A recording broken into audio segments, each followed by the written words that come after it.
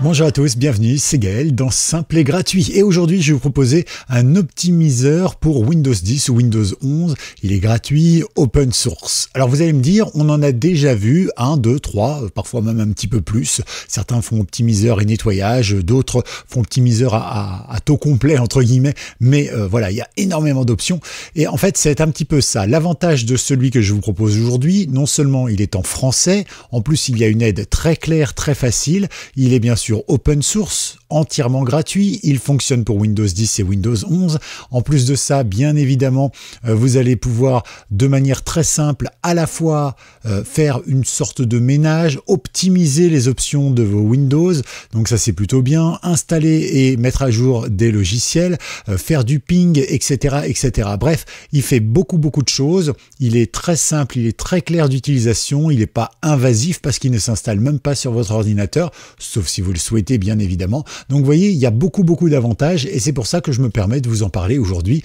Alors si vous voulez bien, vous mettez un like, vous vous abonnez et bien évidemment, vous en profitez pour partager également cette vidéo. Voilà, plus vous le faites, plus vous référencez la chaîne, ça vous coûte rien et puis ça permet à l'algorithme de YouTube de se dire « Oh, mais cette chaîne, elle vit, il y a des mondes qui partagent et tout ça. » Eh bien, mettons-la en avant pour que de plus en plus de personnes voient cette vidéo et cette chaîne. Je vous propose donc de télécharger ce petit logiciel. Je vous mets le lien dans la description. Il s'agit de Elzerg Optimizer, avec l'accent anglais s'il vous plaît. Et donc, vous allez pouvoir retrouver plein de choses. Alors, l'avantage, comme je vous l'ai dit, il est en français.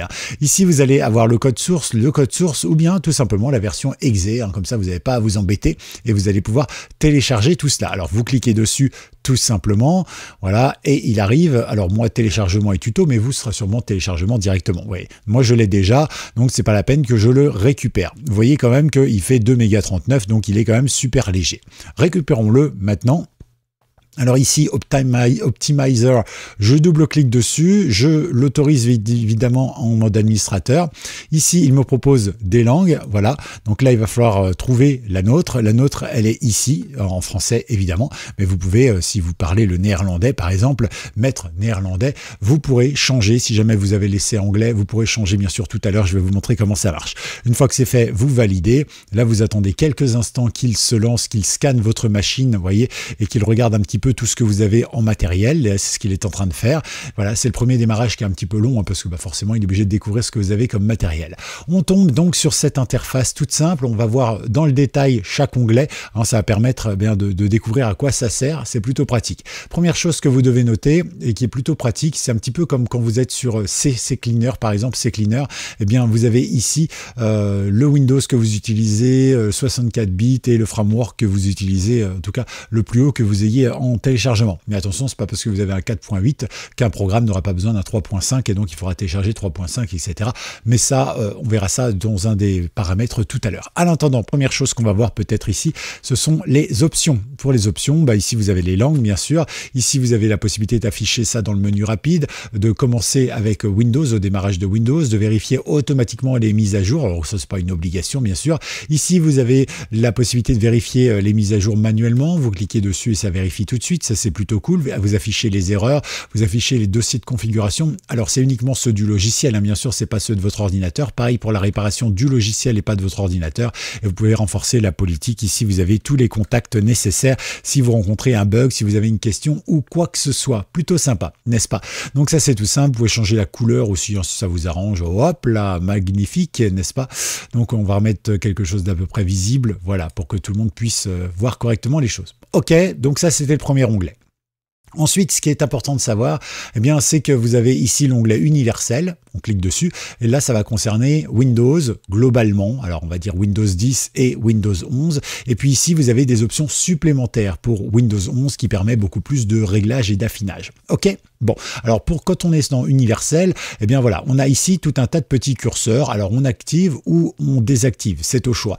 Vous avez la possibilité de le faire, et si vous ne savez pas ce que c'est, par exemple, activer les tweaks de performance, il n'y a pas de souci. Vous voyez ici, quand je passe dessus, c'est comme si c'était un lien, je clique dessus et regardez, hop, ici, j'ai donc, par exemple, l'aide qui est claire, qui est net, qui est simple, compréhensible, il n'y a pas trop de termes techniques ni quoi que ce soit, et du coup, vous comprenez ce que vous allez activer ou pas. Et donc ce qui est plutôt bien, c'est qu'à chaque fois, il y a une aide et à chaque fois, vous allez trouver la petite astuce qui va vous aider. Ok, donc là, c'est surtout pour l'optimisation de Windows 10 et 11. Là, c'est pour l'optimisation de Windows 11. On va voir ça tout à l'heure.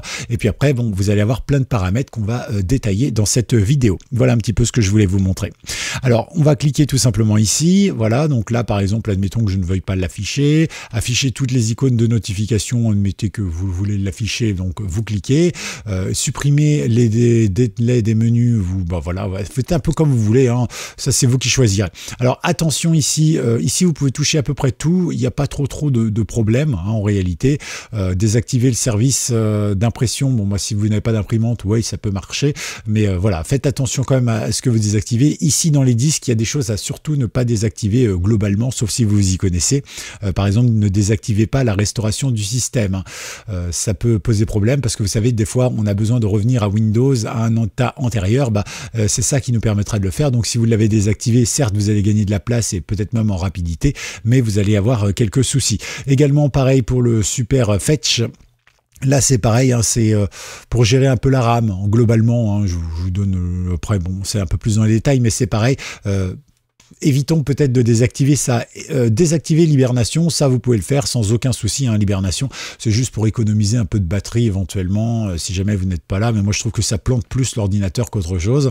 Ensuite, désactiver l'heurodatage NTSF, ça moi je vous conseille pas évidemment de le désactiver. Et pareil, désactiver la recherche, là par contre vous pouvez le faire. Ici dans les applications courantes, bon ça c'est les miennes, mais c'est pas forcément les vôtres également, vous en avez peut-être d'autres, des différents ou les mêmes, pourquoi pas. Et ici, évidemment, vous pouvez faire notamment les choses pour la télémétrie, les choses comme ça. Donc, vous lisez, hein, vous voyez ce que vous voulez désactiver ou activer. Dans le doute, laissez tel quel.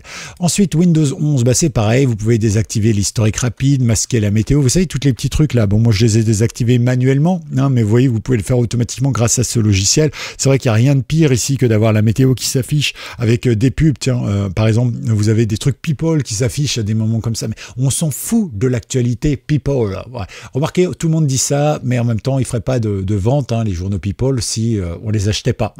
Donc, systématiquement, j'entends tout le monde gueuler contre ça. Mais n'oublions pas un truc, si ça marche, si ça existe, c'est parce qu'on les achète. Hein, n'oublions pas ça. En tout cas, voilà, vous pouvez activer, désactiver pas mal de choses, restaurer la visionneuse de photos classique, désactiver les trucs. Alors, ça peut vous aider, notamment si vous avez des petits soucis de temps en temps. Par exemple, vous pouvez désactiver les publicités du menu démarrer.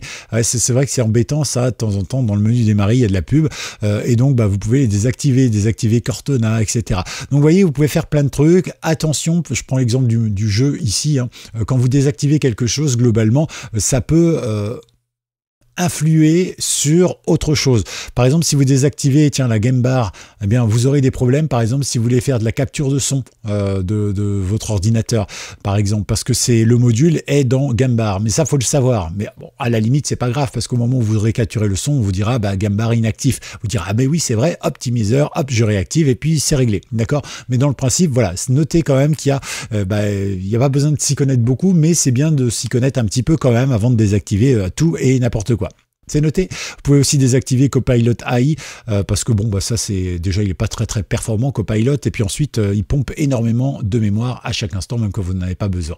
Ensuite vous avez ici toutes les applications comme je vous le disais, le network, les frameworks évidemment. Voilà donc vous pouvez regarder un petit peu tout ce qu'il vous faut, tout ce que vous avez et vous pouvez bien sûr restaurer, désinstaller, voilà, gagner de la place. Alors ne désinstallez pas trop, hein, évitez de désinstaller tout ce qui est .NET framework et runtime. Voilà. Parce que ça peut servir, mais il y a peut-être des trucs dont vous n'auriez pas besoin.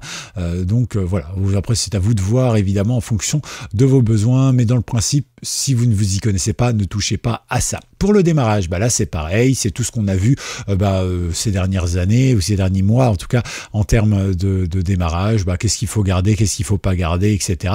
Donc on voit évidemment que tout ça c'est run, tout ça c'est pas run.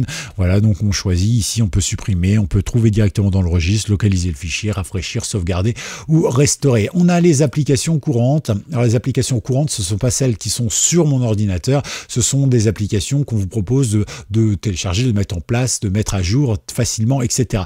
Par exemple, admettons que pour un logiciel, j'ai besoin de travailler avec le framework 3.5, moi ça m'arrive souvent par exemple, eh ben, je vais cliquer dessus. Par exemple, je vais installer, je sais pas, Tor Browser, et puis je vais installer GitHub, et puis je vais installer ça, et puis je vais installer ça. Et ben voilà, je sélectionne tout ce que je veux installer, je choisis un dossier de téléchargement. Alors par défaut, ce sera votre dossier de téléchargement habituel. Vous choisissez si c'est en 64 bits ou en 32 bits. C'est pour ça que c'est important. Ici, vous voyez sur quel ordinateur vous êtes. Ici, vous pouvez installer directement après le téléchargement, et puis vous allez au téléchargement et vous téléchargez. Vous pouvez rafraîchir les liens si jamais vous voyez qu'ils ne sont pas actifs. Donc, vous voyez, c'est vachement cool parce que tout est en un. Vous pouvez nettoyer également. Alors, attention à ce que vous nettoyez. Encore une fois, c'est comme CCleaner. Hein, quand vous cliquez sur nettoyer, il vous nettoie le basique sans risque, c'est-à-dire pas grand-chose. Mais après, si vous voulez aller plus dans le détail, vous pouvez tout cocher et tout ça. Mais le seul problème, c'est que eh bien, vous risquez aussi parfois d'effacer des trucs qui sont pas qui vous servent et qui pourraient bloquer votre Windows. Voilà, donc prudence avec ça, évidemment. Hein, et puis, donc, vous allez pouvoir voir vider la corbeille. Ça, vous pouvez le faire. Voilà, effacer fichiers temporaires. Ça aussi, hein, c'est tout ce qui est les mini-dumps. Voilà. Et puis après, bah, vous pouvez effacer tout ça, sauf si vous voulez évidemment conserver vos passwords, vos sessions, etc. Parce que sinon vous allez avoir l'équivalent d'un navigateur presque vierge en termes d'historique, de sessions et tout ça. Et c'est parfois galère de retrouver ses mots de passe et tout ça. C'est vous qui voyez. Vous pouvez pinguer, ça c'est sympa. Moi j'aime bien, je le fais souvent. Donc vous pouvez pinguer soit un autre ordinateur sur un réseau ou bien un site internet. Hein, voilà, ça vous permet tout simplement de savoir s'il répond, s'il est connecté au réseau, etc. Voilà, ça vous permet aussi de définir la vitesse de connexion. Bref, ça vous permet de définir plein de trucs. Si vous le voulez, vous mettez en commentaire. Un jour, on parlera des pings. Mais voilà, c'est quelque chose d'assez spécifique que le grand public ne fait jamais. Donc voilà, vous pouvez aussi définir un DNS, vider le cache DNS. Ça, c'est bien parce que je crois que sur Windows, nativement, il n'y a pas de fonction de graphique. En tout cas, pour vider le cache, vous êtes obligé de passer par ipconfig / je sais plus quoi. Voilà, pour effacer le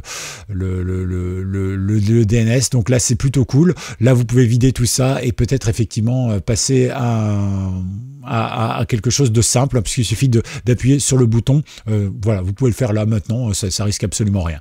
Vous avez tout ce qui est host, ça c'est pour les sites internet, voilà, modifier les effacements de vos fichiers host. Donc vous pouvez les garder ou ne pas les garder, vous pouvez en créer ou pas les créer, mais ça c'est déjà un peu plus technique, vous en êtes peut-être pas ici. Ici, c'est pour corriger les problèmes courants du registre.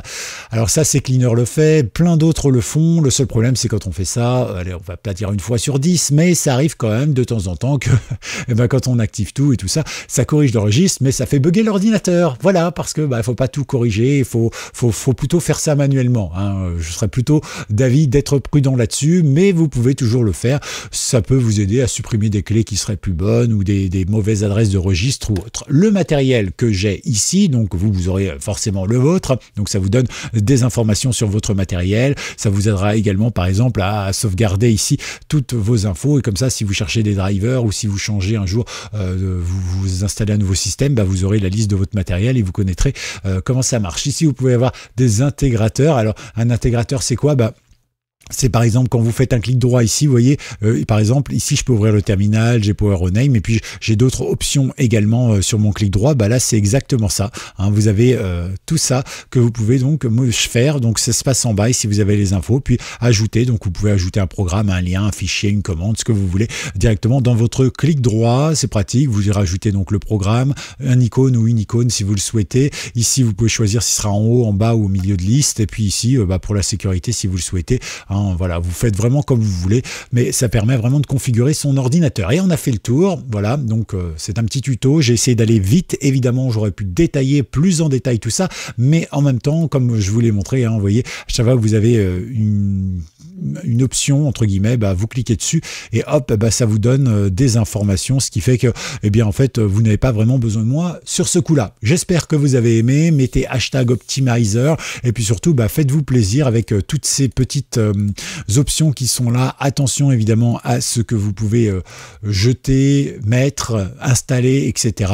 Hein, mais c'est vrai que c'est plutôt sympa, par exemple, d'avoir le côté application courante. Hein. En un seul logiciel, du coup, on peut à la fois nettoyer, optimiser son ordinateur, rajouter des applications, faire des tests de réseau, autoriser ou refuser des trucs, nettoyer le registre, vérifier son matériel. Voilà, c'est plutôt bien vu et merci donc au créateur de ce logiciel, tout simplement. Voilà, excellente journée à tous. Pensez à liker, à vous abonner et surtout, eh bien, pensez évidemment à partager cette vidéo. Plus on est à le regarder, meilleur c'est. Comme d'habitude, le lien est dans la description. À très vite, c'était Gaël dans Simple et Gratuit. Ciao.